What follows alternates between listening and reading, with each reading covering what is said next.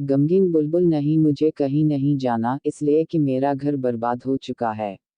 सूरज गुरूब हुए कुछ ही देर हुई थी, अफक पर नारंगी रोशनी अभी बाकी थी। आबादी से दूर खुशक होते तालाब में मेंढक टरटरा रहे थे। झींगर भी वक्फे वक्फे से अपना राग अलापते और चुप कर जाते, जैसे रात के लिए अपने आलात चेक कर रहे हूँ।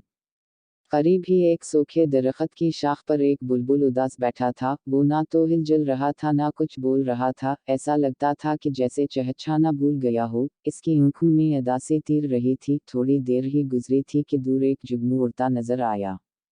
बुलबुल पर नजर पड़ते ही वो सीधा इसके पास चला आया और पुरजोश लहजे में बोला, प्यारे बुलबुल, मुझे मालूम है तुम क्यों उदास हो। तुम्हें अपने घर जाना है, लेकिन अंधेरा हो गया है। आओ, मैं तुम्हें छोड़ देता। एक अरसे बाद आज मुझे नेकी कमाने का मौका मिल रहा है। मैं तुम्हारी मदद के लिए हाजिर हूँ। नहीं, मुझे कहीं नहीं जाना, इसलिए कि मेरा घर बर्बाद हो चुका है। तुम्हारे घर को किया हुआ? जुगनू ने हैरत से पूछा। जिस दरख्त पर मेरा घोंसला था, इसे काट दिया गया है, बल्कि आसपास के सब दरख्त कट गए हैं। बुलबुल भराई हुई आवाज में बोला, हम यूं तो बहुत से दरख्त थे, लेकिन अब एक भी नजर नहीं आ रहा। आखिर दरख्त क्यों काटे गए हैं? जुगनू ने इधर उधर देखते हुए पूछा। तुम्हें वो शाहरा नजर आ रही है न, बस इसको चौड़ा करने के लिए। बुलबुल ने कुछ दूर से गुजरती सड़क की तरफ इशारा किया। हाँ, अब मेरी समझ में आया, लेकिन दूसरी तरफ इतनी जमीन भी कोई देने पर तैयार नहीं था। लिहाजा हुकूमत ने इन तमाम पुराने पेड़ों को काट डाला, जो गुजरने वालों को साया फराहम करते थे और हजारों परिंदों इस पर बसेरा करते थे।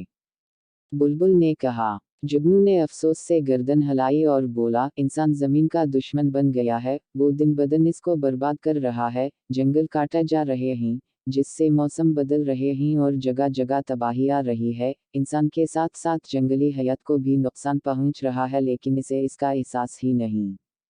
बुलबुल ने आह भरी और बोला, मेरे सब साथी ये इलाका छोड़कर चले गए हैं, कल मैं भी यहाँ से चला जाऊंगा।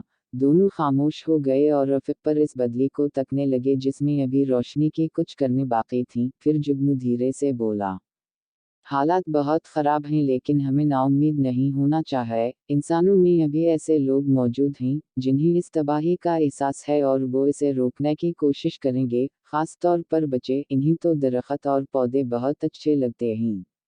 बुलबुल ने गर्दन हिलाई और बोला, हम तुम ठीक कहते हो, हमारी बका इंसानों की नई नस्ल के हाथों में है।